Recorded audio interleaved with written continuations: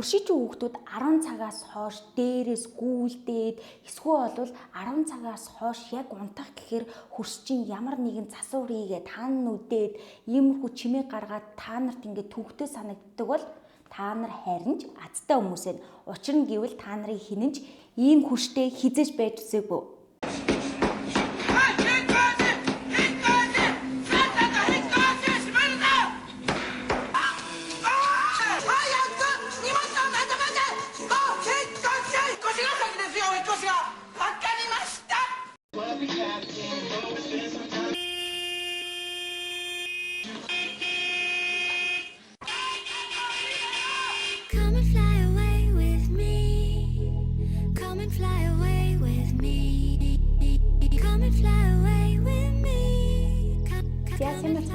Улам байна. Шинхэн бичлэгтэй тавтай морил энэ удаагийн дугаараар хідүүлээ бичлэгний эхэнд гарсанчлан ер нь Японд даяараа noisy woman буюу одоо чимээ шуугантай эмэгтэй гэж алдарсан. За ер нь 90-с 2000-ад онд ер нь Японыг шуугуулж исэн эмэгтэйн талаар ярилцах болно. За өнөөдрийн эмэгтэйг болохоор Кавахара Мияко гэдэг. Тэгээд хідүүлээ ер нь энэ эмэгтэй наана ингэж галзуу солиотой ингээд амар хөршийгээ зовоож байгаа мэт харагддаг боловч цаана ямар амьдрал туулсан. Ер нь яагаад яг ийм ааш гаргах болсон талаар үүсэх болно. Тэгээд ер нь өнөөдрийн ярьж байгаа зүйл бол 100% баттай үнэн биш. Яагаад гэвэл би ийм учраас ийм ааш гаргах болсон гэдгийг бодит амьдрал дээр энэ Мияко гэдэг бүсгүй ерөөсөө олон нийтэд мэдээлэл хийж байгаагүй. Гэхдээ хідүүлээ ер нь Японд даяараа хамгийн алдартай чухал хүмүүсийн хамгийн их маргадаг сэдэв баггүй. Тэгэхээр японочууд ер нь юу гэж маргадیں۔ Одоо дийлэнх үнэн байж магадгүй гэсэн одоо энэ магадлалын онолууд байгаа шүү дээ.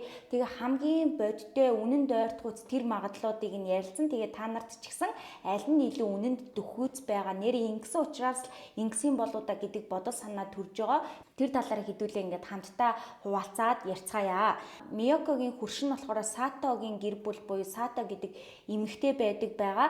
Яг энэ эмэгтэйтэй хөрш болоод эхэндээ бол энэ хоёрын харилцаа сайхан байсан уу, сайхан байсан яг л юм найз нөхөд шиг ер нь Миякогийн эгчийн хэлж байгаагаар бол энэ хоёр ингээд хамтдаа цуг хүртэл суугаад цай хуваад суугаад ингээд гангар гунгар гэж суудаг гэсэн хүмүүс гэж байгаа байхгүй. Тэгсэн чинь нэг л өдөр шууд Миякогийн ааш нь ингээд өөрчлөгдөөд ч гэх юм уу те ямар нэгэн байдлаар ингээд хөрштэй дургу болж эхлэнгүүтээ одоо бичлэгний ихэнд гарсанчлан тийм үйлдэлүүдийг хийдэг гэсэн. Хамгийн эхлээд бол энэ бүхэн айгүй баг багаар эхэлсэн. Одоо энэ галзуу үйлдэлүүд нь гэсэн үг те.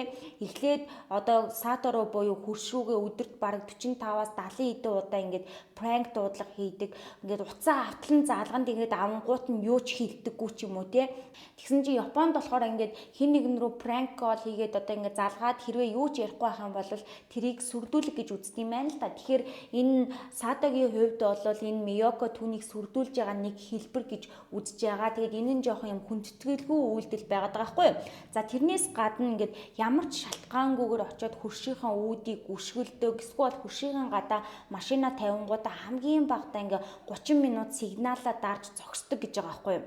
За тэгээд дээрэс нь ерөөсөө өглөө эрт босонгуудаа ингээд цонхон дээрээ гэх юм уу те тагтан дээрээ хевсээ гаргаж тавингуудаа маш чангаар ингэж хевсээ гөвдөг. Тэгээ гөвөхдөө энэ үгийг байн хэлдэг.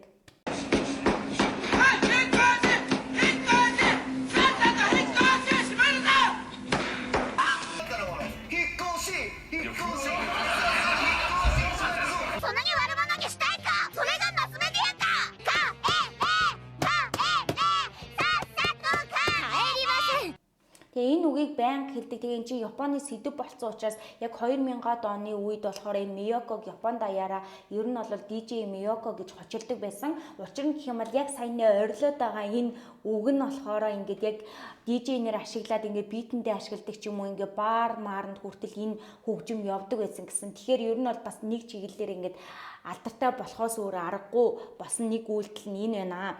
За тэгээд дээрэс нь яг ингээд 24 цагийн турш бүр ингээд энэ хоёрын байр чи ингээд зэрэгэлдээ байгаа хгүй. Тэгээд яг хөршийнхтэйгээ хамгийн ойрхон байдаг цонхон дээрээ цонхон онгойлгонгуудаа ингээд нөгөө хөгжмөө тавингуудаа хамгийн чанга дээр нь хөгжмөө 24 цагийн турш тоглоулдаг байсан байна.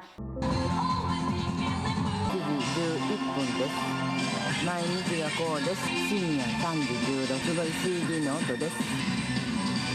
とうとう一日中されるのはシベルですが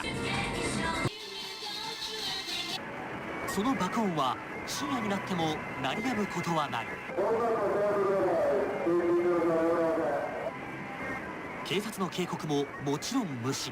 Тэгээд та нар боддоо 24 цагийн турш ингээд ийм чанга хөгжимд тэгээд энэ хөгжим нь айгүй чанга хипхоп темптэй ч юм уу те тийм амар хурц хөгжмийг байнга сонсно гэдэг бол тэрийг сонсож байгаа хүн бол ингээд байнгын мэдрэлийн ядаргаанд орохоор байгаа хгүй те ялангуяа энэ Сада гэдэг эмэгтэй нь бол бүр 24 цагийн турш сонсдог гэсэн. Яагаад вэ гэхээр энэ нөгөө эмэгтэй хүн айл гэр эзэгтэй хүн учраас гэртээ байнга үлдэж ар гэрээ ажиллаа хийх гэдэг юм уу те иймэрхүү зүйлс байгаа штэ те. Тийм болохоор баг ингээд мэдрэлийн ядаргаанд орохоос наагур байдаг гэсэн гэж байгаа байхгүй.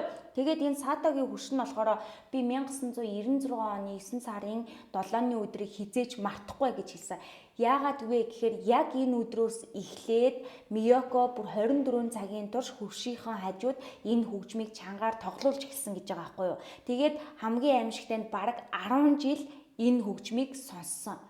Йоо, одоо юу гэсэн үг юм бэ те 10 жил штий манайхаа.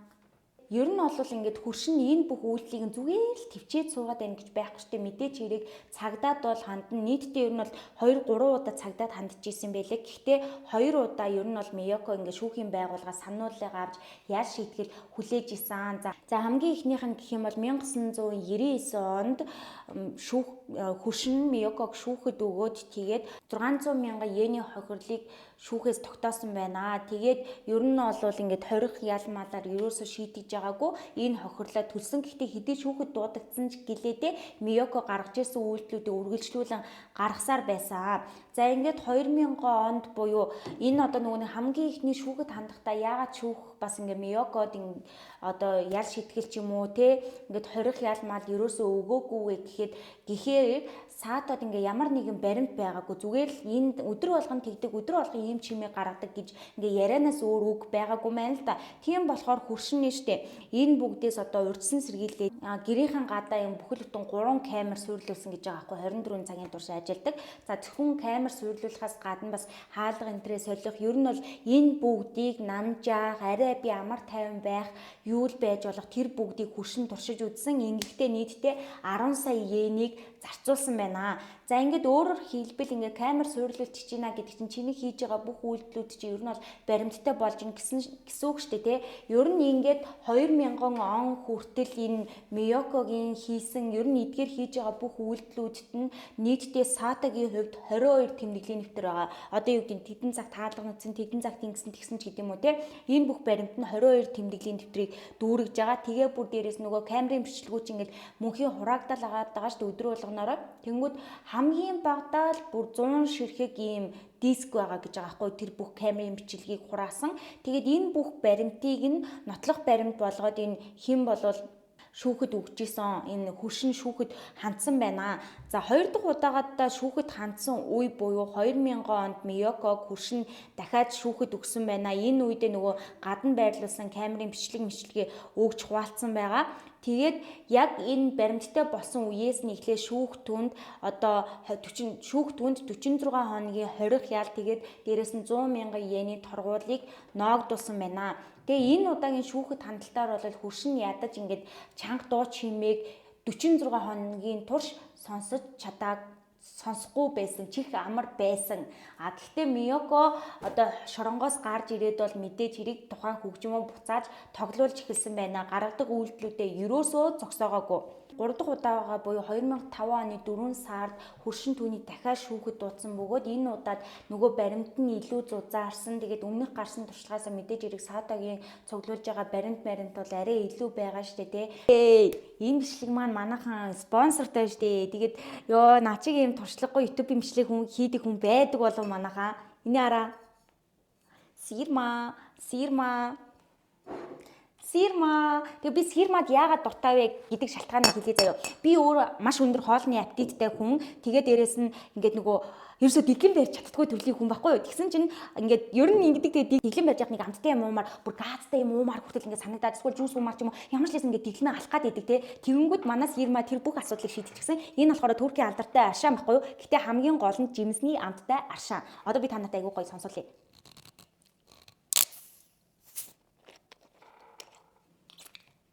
Одоо уцгаая.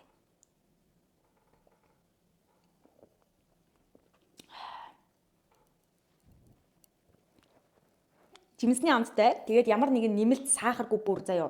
Тэгээд ийм олон хүмүүсийн гой дуртай амттангууд байдаг. Тэгээд өнөөдөр шинэ амт нэмэгдсэн байна. Манайхаа энэ мандарины амттай. Тэгээд энэ мулбери буюу ялам жимсний амттай нэмэгдсэн байна. Тэгээд Сирма брэндтэй маш их баярлалаа. Эдгээр супермаркетууд болон худалдааны төвүүдээр худалдаалагддаг шүү. Тэгээд манай Сирма бол ер нь бол хамгийн анх намайг Монголд ирсэн үеэс тэгээд олон янзын драма болоод ингээд брэндүүд надтай хамтрахгүй байхад Сирма маань стил надтай хамтарсаар байсан учраас би Сирмадаа үнэхээр үнэнч байдаг, дуртай байдаг. Тэгээд та нар ч Сирмагаа уугаад жингээ гой асуудалгүй бариад амттай юм уумар байгаа хүслээ дараарай. Тийм болохоор энэ удаад шүүхээс Миёкод 1 жил 8 сарын 20 ял буюу нийтдээ 20 сарын 20 ялаар шийдгсэн. Бас дээрээс нь 2 сая йений торгуулийг ногдуулсан байна. Тэгээд энэ шүүхийн шийдвэрээр бол Миёко ял шидэглээ бол хүртсэн байгаа. Тэгтээ энэ болоод байгаа процессээс болоод нэг талаараа бол хүмүүс энэ Миёкогийн амьдрдаг энэ мужийнх нь шүүхийн тогтолцоо болоод энэ авсан арга хэмжээний хувьд хүмүүс айгүй шүмжлэлтэй хандаж нэлээд дургу болсон. Тэгээ энэ бүхний эцэст хүмүүс юун дээр маргаад байгаа вэ гэхээр ингээд бидний дүр зургаар бол энэ Сата айгүй сайн ингээл те хуршээс бол нэлээд зовж ханалж байгаа юм шиг хүн харагдаад байдаг. Нөгөө талд болохоор Миёко бүр амар муу хүн шиг харагдаад байгаа байхгүй юу. За тэгээд энэ хоёрын болоод байгаа баатал болохоор сүүлд 2004 онд нөгөө нэг Сатагийн камерын бичлэг дээр Миёко очоод хаалгыг нь өшгөлж байгаа. За тэгээд дээрэс нь ингээд нөгөө нэг чанга дуу чимээл ингээд солиотой үйлдэлүүд нь зурагтаар буюу Японы үндэсний телевизээр ингээд нийтлэгдсэн учраас ингээд Японд даяараа түүнийг мэддэг болсон. Тэгээ нэгэнд мэдээгээр гараад орон даяар Миёког мэддэг болчихсон учраас айгүй олон хүмүүс Миёкогийн гэрийн гадаа игээд бичлэг хийгээд ер нь энэ хэргийн араас нэлээд явж ихэлсэн юм байлээ. Тэгээ бүр 2020 онд хүртэл нэг юм Миёкогоос сэтгүүлсэн ийм кино хүртэл нээлттэй хийж исэн. За тэгээд энэ киногийн тэгтээ ингээд олж үзье гэсэн чинь харамсалтай нь бол үзэх одоо ямар нэгэн линк киноны сайтуудыг би ерөөсөө олж харж чадаагүй. Тэг магадгүй Японд амьдардаг хүмүүс илүү Япон хэлмээ сайн мэддэг болохоор энэ кино хэрхэн яаж үзхийг бол мэддэг байж магадгүй юм аа.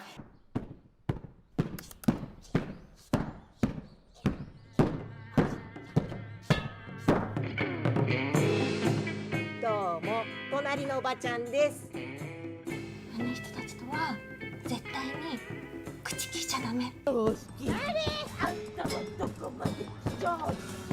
それこそ今の売り方っていうか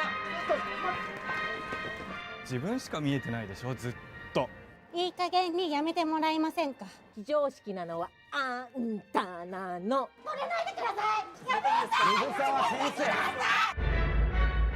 За ямар тааж нэг бидний нүдээр бол нэг ингэж харагдаад байна штэ. Тэгсэн чинь яг ингээд хүмүүс араас нь гүгээс судлаад ихэлсэн чинь Миёко яагаад ингэж ажиллах болсон хэд хэдэн шалтгаан байна. За хамгийн ихний үндэслэл нь гэх юм бол энэ хоёр ихэндээ аягүй сайн найзууд байсан гэдгсэн штэ. Тэгсэн чинь Сато буюу хөршин гэрийнхаа юм ногоон хүлэмжинд нэг юм хүлэмжний гэрэл авсан юм байна. Тэгсэн чинь тэр гэрлийг тавьсан цагаас эхлээд Миёко Сатод дургу болчихсон. Зөвхөн хүлэмжний гэрлээс болоод. Тэгсэн чинь энийг гэтээ бид нар одоо ингэ сонсохоор амар тэнэг санагдаж байгаа. Гэсэн чинь одоо тайлбар нь болохоор үнэхээр үндэслэлтэй санагдан заяа. Яагаад вэ гэхээр яг энэ гэрлийг тавьсан үеэс эхлээд Миёко уг нь бол Сато дээр очсон юм байлээ. Тэгэнгүүтээ чи манай нөхрийн би ямар мууг мэдний эцтэй манай нөхрийн одоо тий хүлэн муу явхад хүртэл ингээ ийм хэцүү байдэн штэ. Гэтэл танаа энэ хашаандаа тавьсан гэрэл чинь манай нөхрийг бүр ингээд DC-тэй толгой нэргүүлээд ингээд ийм манраа болгоод байна. Тэг чи энэ гэрлээ сольцгоо гэсэн юм шаардлага тавьсан юм байлээ. Тэгсэн чинь Сато энэ гэрлээ ерөөсөө солиогүй, ер нь солиогүй байсан учраас л Миёко тэр одоо баг 10 гаруй жил энэ хөрштэй ийм одоо дайсагналтай ч гэх юм уу те ийм өшөөгөө авах хэлбэрээр хандчихсан байж магадгүй юм аа. Эсвэл дараагийн үндслэл нь гэх юм бол Сатогийн хүүхэд нь санаандгүй бөмбөгөөр тоглож байхдаа Миёкогийн машины дугуй руу ингээд хүрчихсэн ингээд зогчихсан. Тэгээд тэрнээс болоод ер нь бол дургу болсон гэж үздэм байлээ.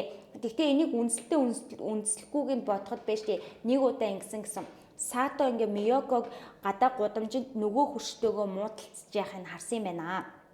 Тэгээд нэг хөршин яагаад ч жилээ ингээ Миёкогийн машинд хурж мүрээд ингээд ийм уурын хүрчихсэн юм байна заяо. Тэнгүүд энэ хоёр ч ингээд бүр тэр Миёко тэр эмэгтэйдэг бүр амар хэрэлцэн гэж байгаа байхгүй гудамжинд бүр ингээ байхгүй болгосон гэсэн заяо. Тэгээ Монгол хэлээр л ингэж ярьж байгаа шүү заяа. Тэгээ хаяа ингэж ярихаар хүмүүс тэрийг нь ойлгохгүй амар шүмжлээд байдаг шүү дээ.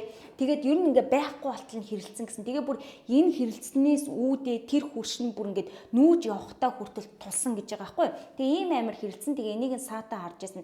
Тэгэхээр магадгүй саатагийн хүүхдэн дээр машиныхын дугуунд хүрсэн учраас ийм ааш гаргах болсон гэдг нь ч бас үндэслэлтэй байж магадгүй. За тэгээд энэ бүгдийн талаар болохоор сүүлд ингээ Миёкогийн эгч нь ингээ телевизийн мэдээнд ингээ сонингийн мэдээнд ярилцлага өгсөн юм байлээ. Яагаад вэ гэхээр Миёко ингээд Японд даяараа noisy woman буюу чимээ шүүгээтэй эмэгтэй гэж ингээд баахан мим болоод ингээд алдартай болох тусмаа тэр чинь бас сайнаар хүлээж авч байгаа хүн байгаа, муугаар хүлээж авч байгаа хүн байгаа шүү дээ.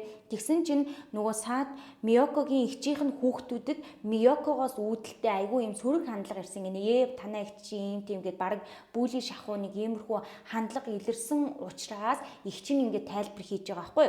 Тэгсэн чинь эгч нь хэлэхдээ би бүр ингээд те Миёког телевизээр яаж гарсныг хараад би ингээд үнэхээр их зочирцсон. Би Миёког тийм байхыг нь баг анх удаа л харлаа. Манай Миёко ч юм бол үнэхээр энэ хорвоо дэлхий дээр байж болох хамгийн сайхан сэтгэлтэй хүний нэг штэ. Тэгээ би бүр ингээд гайхаад зочирлд орсон гэж байгаа байхгүй. Тэгсэн чинь Миёко эгчтэйгээ ярихдаа болох эгч нь өөр хотод амьдардаг байхгүй. Тэгээ Миёко эгчтэйгээ ярихдаа нэг удаа ёо манай хурс саадаа ингээд аяр тавгаа угаахтаа айгу чимээ шүүгэн угаах юм аа тэр гэж хөршийнхэн талаар гомдлж исэн. Гэхдээ тэгж гомдлсныгаа хөрстөө ерөөсөө хилээгүй. Гэхдээ ер нь тэр нь тэртэй байдаг гэж хэлж исэн байлээ. Тэгээ дээрэс нь бас тэр хоёр яагаад муудалцах болсон юм бэ? Эсвэл нэг талаараа Сато яагаад Миёко дургу болсон бэ гэсэн чинь нэг өдөр ингээ Миёко зүгээр л ингээл тагтан дээрээ гарч ирээл хөшүүгээ харсан чинь Сато ингээ ханан дээрээ ямар нэг юм зурж исэн юм байна л та. Тэгсэн чинь тэрийг нь харангуйта Миёко юу хийгээд байгаа юм бол гэд ингээд хоёр давхраас буугаад нэг давхарлага буужчоод нөгөө Сато дээр очингуудаа чи юу хийгээд байгаа ингээ асуусан чинь нөгөө тэрийг нь харсан байгаа шүү дээ Сато. Тэгсэн чинь шууд ингээ хөшиг мөшиг бүх юмнуудаа хагаад гэ юм маань нуунгуудаа Миёког бууж ирсэн чинь чи юу хийснээ мэдчихэв үү? Чамаас олж би нэг юм хийчлээ штэ гэд ингээд нэг юм амар ууралсан гэсэн. Тэгээд Миёко гайхаад ханыг харсан чинь ингээ хан дээр амар сонин улаанаар юм хүм зурцсан байсан гэсэн. Тэгээд энэ ингээд өөрөөр хэлбэл чиний харах хэсгүй юм чи хүн харж хаад нэг юм мөргөлцөн үүснэдэ те. Тэгээд ийм үндэслэлээр бас энэ хоёр бие биентэйг ингэж дайсагналтай болсон байж магадгүй гэж үздэг юм байна лээ. За тэгээд бас дараагийн нэг бас ингээд нилийн үнэн дойртгууц нэг үндэслэл байгаа хгүй. Тэр нь юу вэ гэсэн чинь Миёко ч уг нь бол энэ амьдарч байгаа газраа өмнө нь амьдардгүй байсан. Тэгээ гэр бүлээрээ нүүж ирсэн юм шиг байлээ. Тэгээд ер нь ингэдэгдээ хаа газрын том одоо манай Монголд жижигхэн болохоос биш нөгөө нэг олон хүн амтай ийм улсуудад чи ингээл нөгөө нэг бүр нэг төв хотоос алс зайдуу нэг юм жижигхэн тосгон маяграх те нэг тийм жижиг хүн амын сууршил багтай юм жижигхэн ийм тосгон маягийн одоо зохион байгуулалттай газар ч гэх юм уу те ийм хүн амтай газар ямар нэгэн шашин байдаг те шашны арай өөр урсгал гэх юм уу те буддын шашин гэхэд тэрний арай өөр урсгал христийн шашин гэхэд тэрний арай өөр урсгалын чиглэлийн шашин шүтдэг хүмүүс байдаг те тэгсэн чинь Миёког анх удаа энд ирэхэд нөгөө нэг хөршийнхэн нь Миёкогийн гэрлүү айлчилж ирсэн гинэ тэнгүүдээ өөртөө юм шашны нийгэмлэгт орохыг санал болгосон юм байна. Одоо чи ингээд бид нартай нэгдээд ингээд тэгэл юм шашны юмнууд кинонд зөндөл гарч ил идэг штэ те тэгсэн чинь Миёко айгүй ийдгээр татгалцсан гинэ одоо юу гэдэг уушлаарай баярлаа би ингээд шашны юмд явж чадахгүй нэнэтрэ гээл те ийдгээр татгалцсан чинь тэр цаг үеэс эхлээд тухайн газар нутгийн хөршүүд нь Миёкод үнэхээр дургу болчихсон. Яагаад тэгэхээр тэнд амьдарч байгаа бүх хүн шашны яг энэ урсгалдаа энэ бүлгэмдээ яваад идэг Миёко ирчээд явахгүй байна. Тэнгүүд энэ олон хүн чинь нийлээд Миёко руу бүүлэдэж эхэлсэн байх нэ одоо монголоор гин. Одооны хэлгээр бол бүүлэдэх тухайн үед бол үл гадуурхаж эхэлсэн байх нь шүү дээ. Тэнгүүдээ шууд заримдаа бүр хөршийнхэн нь Миёкогийн гэрийн гадаа ирээл одоо энэ цэцэг мэцгийг нь авч хаглаал те эсвэл хаалга маалгыг нүдээл заримдаа бүр нэг удаа ингээ хаалгыг нэвдчихсэн тохиолдол хүртэл гарч исэн байлээ. Тэгээ гэрийнх нь гадаа ингээд айгүй чанга дуу чимээ гаргадаг ч юм уу те. Тэгээ иймэрхүү үйлдэлүүд бол хөршөөс нь нэржсэн гэсэн. Тэнгүүтээ ингээд тухайн газартаа бас нийтлэгддэг мэдээлэл веб гэж байгаа шүү дээ те. Тэрэн дээр ингээд Миёког дандаа шүмжилдэг. Миёкогийн харилцаа хандлага ийм тийм гэл ингээд ер нь бол ерөөсөө эерэг мэдээлэл Миёкогийн талаар гардггүй байсан юм байна. Тэгээд энэ цаг үеэс одоо ингээд тухайн нөхцөл байдалд хүн ингээ амьдрмаад байдаг ингээ бүлийдэд эхлэнгүүд энэ хүн чинь ингээ тэмцэх арга барил нь энэ болоод туурдчихж байгаа байхгүй юу. Тэгээд төгсгөлд нь Миёко яагаад ингэх болсныгоо одоо ингээ нэг юм хуваалцсан ч юм уу хэлсэн юм шиг байна лээ. Тэрэн дээр болохоор энэ болохоор миний уйлан тэг би энүүгээрээ уйлж байгаагаа илэрхийлж байгаа миний хашгираан бол миний уйлж байгаа байдал миний эсэргүүцлийн нэг хэлбэр гэж тайлбарсан байсан. Бас дээрээс нь Миёко нөгөө юу байсан? Би бол чон юм аа тий би бол чон юм аа тэгээд би энд байгаа сүрэг хүмүүстэй одоо энд байгаа бүхэл бүтэн сүрэг хүмүүстэй ганцаараа тэмцэж байгаа хүн шүү гэдгээ ингээ бас илэрхийлж исэн байна. Тэгэхээр ингэж харахаар нэг бодлын энэ онол нь бас ингээд айгүй үнэмшилтэй сонсогдож байгаа юм зү тий. За тэгээд хамгийн гол нь гэхдээ энэ онол үнэмшилтэйгээс гадна бодит үнэтэй нийцж байгаагаас гадна дараагийн нөгөө нэг хамгийн ихэнд хэлсэн би нөгөө нэг гэрэл гэсэн шүү дээ хашаанда тавьсан хүлэмжний гэрлээс болоод Миёко яхаараа ууралт юм бэ гэдг нь бас хамгийн бодит үнэмшилтэй зүйлсийн нэг баггүй. Яасан бэ гэдгсэн чинь Миёкогийн талаар хэдүүлээ яриа л да. Миёко болохоор ингээ 1947 онд Японы Тоёма гэдэг газар төрсөн байна. Тэгээд ахлах сургуулаа төгсчөөд тэрээр шууд Осака руу нүүсэн байна. Тэгээд тэнд байхдаа ингээ нөхөртөөгөө танилцсан. Тэгээд нөхөртөөгөө танилцаад энэ хоёр айгүй хурдан суух болсон байхгүй юу? Тэнгүүд нөгөө тухайн үед чи ийм arranged marriage буюу одоо тий ингээд урьдчилж эцэг их нь ингээд хоёр хүнийг шууд гэрлүүлэл ингээд яриад тохирол ийм гэрлэл зөндөөсөн шүү дээ. Тэгсэн чи энэ хоёрыг тэгж гэрлсэн гэж үздэг юм бэлээ. Нөгөө талд энэ хоёрыг үгүй энэ хоёр чи хайр сэтгэлээрээ суусан гэж үздэг юм бэлээ. Яагаад вэ гэхээр Миёко аль хэдийн нөхөртөөгөө суухдаа жирэмсэн байсан юм байна. Тэгэхээр энэ хоёр ер нь бол хайр сэтгэлийн үүднээс гэр бүл болсон гэж ихэнх хүмүүс нь үздэг юм байна. Нөхөр нь ч гэсэн ер нь бол Тоёмад төрсөн юм байна. Тэгээд Осакод танилцсан гэсэн үг. За энэ хоёрын гэрлэлт бол ихэндээ яг ингээ эрдийн хосууд шиг байсан тийм ингээл хайртай, дуртай тэгэл энэ хайран дээрээс хөөхөн хүүхэд дэлбэлээл ингээл тийм ингээ хүүхэдтэй болоод ингээд амьдрал гоё явж исэн нэг дутагдах гачигдах зүйл яахгүй ингээд хоёр биендээ болоод сайхан амьдрал явж исэн. Тэгээд энэ хоёр болохоор нийтдээ 3 хүүхэдтэй болсон буюу 2 охин 1 хүүтэй болсон юм байна. За тэгээд энд нар маань гэр бүлээрээ Осакод нүүж ирсэн юм байна. Одоо Осакод нүүж ирээд аягүй сайхан амьдралаа тогтчуулъя. Одоо ингээ бүх юм сайхан болж ин гэдгсэн чинь гай газар дороос гихчээр айгүй хүнд мэдээ түнд ирсэн. Тэр нь юу вэ гэхээр охин нь ингээ өсвөр насндаа явж исэн чинь гинт Сизер өгөөд гэдэг чинь нөгөө таталт өгөөд гэсэн үг шүү дээ. Таталт өгөөд эмнэлэгт хүргэгдсэн юм байна. Тэгээ эмнэлэгт очиод бүр аимшигтай мэдээ нь юу байсан бэ гэхээр охин нь энэ SCA гэдэг ийм өвчнөөр онцлогдсон юм байна. Энэ өвчин нь бүр үнэхээр аимшигтай өвчин манайхаа. Тэгээ би яг та нартай яг юу гэж тайлбарлахыг мэдэхгүй байна л да. Тэгэл одоо би яг энэ эмэгтэй болсон зүйлийн талаар ярих ингээл амар нулимс цэлэгнэт ч юм уу ямар хэцүү зүйлийг туулаа вэ гэдэг ингээд юм сэтгэлд амар хэцүү байгаа хгүй. Өөрөөр хэлбэл одоо SCA гэдэг энэ өвчнөөр нь энэ оншоор нь болохоор Японд нийтдээ 30 мянган хүн онцлогдсон байдгийн байна. Тэгээ энэ өвчин болохоор эхлээд хүний ийм алхах гიშгэхэд нөлөөлж эхэлдэг юм байна. Одоо тулгуур эрэхтэнд тийм ээ. Эхлээд алхаж багаар ингээд алхаж чадхаа болдог. Тэгэнгүүтээ хүл гараа ашиглаж чадхаа болоод ингээд хэвтрийн хүн болно. Тэгээд бүр дээрээс нь ингээд тархин хэвийн ажиллагаа болоод ярихдаа хүндрэлтэй болно. Хоол идэж чадхаа болно. Тэгээ бүр ингээд хамаг биеийн сүлдээд хамгийн сүлдээ баг ингээд амьсгалж чадхаа болоод тэгээд ер нь бол ингээд зуурдаар алгуурхнаар ингэж нас ордог төрлийн өвчин юм байна. Гэхдээ нас орохдоо энэ мэтчлэнгээр айгүй зовж нас орж байгаа зү тэ. Ер нь бол бидний өнөөдрийн хийж байгаа үйлдэлүүд нэг нэгээрээ хийж чадхаа болзор ингээ бүх юм нь хураагцаар тэгээд эцэст нь бүр ингээд амьсгалж чадахгүй болоод тэгээд нас ордог ийм аимшигтай өвчин юм байна. Тэгээд энэ аимшигтай оншоор ингээд одоо юу гэдэг охин нь онцлогдсон учраас шууд хин Миёкогийн хувьд бол шууд хүүхдээ асрах ажилдаа орсон юм байна. Тэгээд Миёкогийн хөршин яг охин нь ийм оншоор эмнэлэгт хэвтэж яхад нь эмнэлэг дээр очиж охиныг нь харж исэн тэр үед бол хөршин бүр үнэхээр шоконд орсон гэж байгаа байхгүй юу.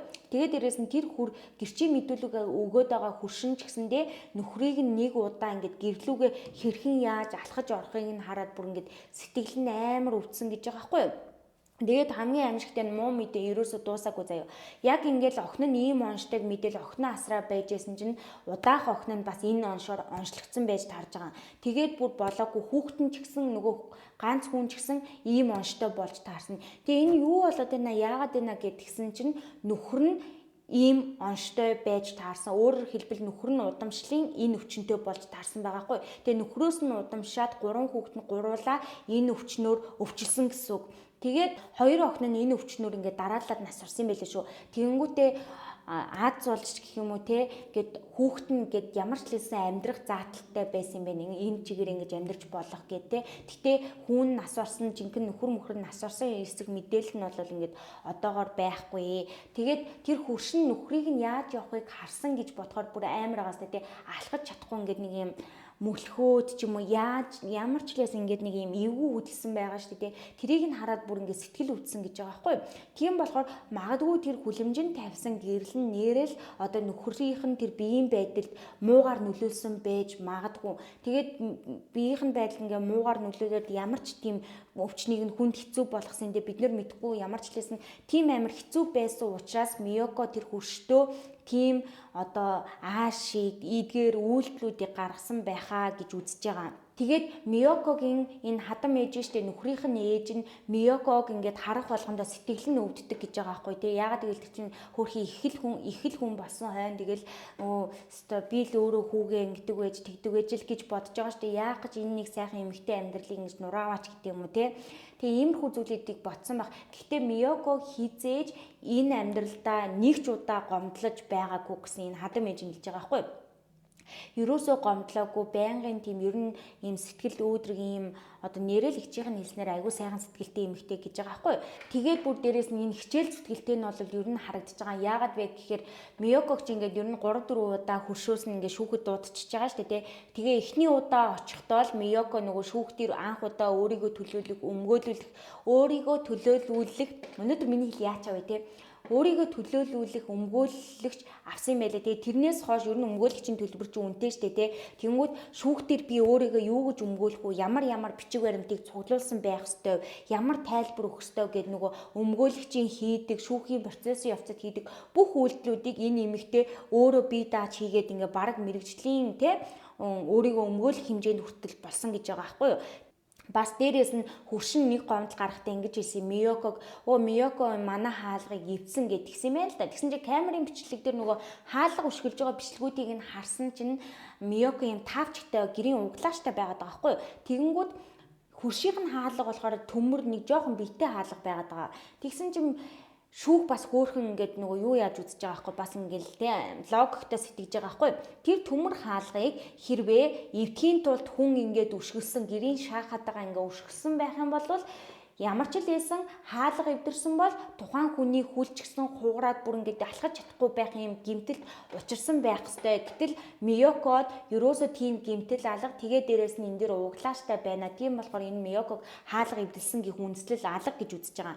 А нөгөө талаар Миёко бас тайлбар хэлэхдээ Насато ч худлаа ярьж байгаа маа наа чи өөрөө хаалга эвдсэн штэ гэсэн мэдээллийг гинэ. Ийм хариу тайлбарыг өгж исэн. Тэгээд ер нь бол ингээд хамгийн сүүлийн шүүх хурал дээрээ буюу 2004 оныхоо шүүх хурал дээр Сато ингээд анх удаа Миёког ингээд хоригдож байхад нь ингээд гарч ирээд ингээд эцсийн одоо шүүхийн процессыг харж байгаа байхгүй. Тэгсэн чинь тэр үед нь би Кавахараг шүүх танхимд харахад үнэхээр турчсан байсан. Би түүний өмнөөс маш их харамсаж исэн. Гэхдээ энэ нь хамгийн зөв зүйл байсан. Түүнгүүгээр би одоо тухайн үед ингээд тренд болж исэн өөрийнхөө дуртай гой хөгжмүүдийг сонсож болно. Би түүнийг эргэж ирээсэй гэж ерөөсө хүсэхгүй байд би зүгээр л ийм чимээгүй амьдралаа үргэлжлүүлмээр байна гэсэн ийм тайлбарыг хэлж исэн. Тэгээд ямар ч лсэн шүүхээс бол 20 сарын 20 ялыг өгсөн. Тэгээд дээрээс нь торгуул ногдуулсан гэсэндээ. Тэгээд яг Миёкогийн амьдрал руу ороод чиг тэгээд энэ бүх процесс үйл явцыг хараад нөгөө Япончууд ч ингээд талцаад исэн байхгүй тий. Тэгээ эцэс үлд нь ингээд Миёкод ийм хатуу хөтүү хандсан тухайн тэр хэсгийнх нь хүмүүсийг хараад ингээд Япончууд бол нэлээд шүүмжилж исэн юм байлээ. Одоо тэгсэн бид нар ч гэсэн ингээд сонсоод үзэхэд үнэхээр ямар ч хүний сэтгэл өвдгөөр түүх байгаа байхгүй. Гадна талдаа үнэхээр ойрлож байгаа сте мэдрэл солиотой эмхтэй юм шиг боловч цаанаа ингээд хүн ямар амьдрал туулж байгааг нэр хинч хэлж мэдэхгүй байгааз манайхаа. Тэгэхээр энэ түүхээс харахад биднэрт бас нэг авах зүйл ч юм уу бас бодолцох зүйл нь юу вэ гэхээр одоо хүн ингээд одоо та нар нэг тийм юм сонсч ирсэн үү ингээд амиа хорлох гэсэн хүмүүсийн өмнө нь сошиал дээрээ хуваалцсан мэдээлэл ч юм уу те ингээд зүйлсийг харахаар ингээд яг хэвийн хүн шүү гэдэг те энийгээл ханаагаал тэгсэн чинь ингээд амиа хорлсныхаа дараа би ийм учраас амиа хорлооч гэдэг нэг иймэрхүү тэмдэглүүд бас ингээд зөндөө байдэн штэ яна уушлаар өстө муухай жишээ авчлаа гэхдээ юуг илэрхийлэх гээд байгаа юм бэ гэхээр ингээд хичнээн таны найз нөхөд гэр бүл эсвэл бидний хардаг олонний танил хүмүүс ингээд нүүрэн дээрээ инээгээд ингээд аз жаргалтай байгаа мэт боловч тэр хүн ч гэсэн хүн байхгүй.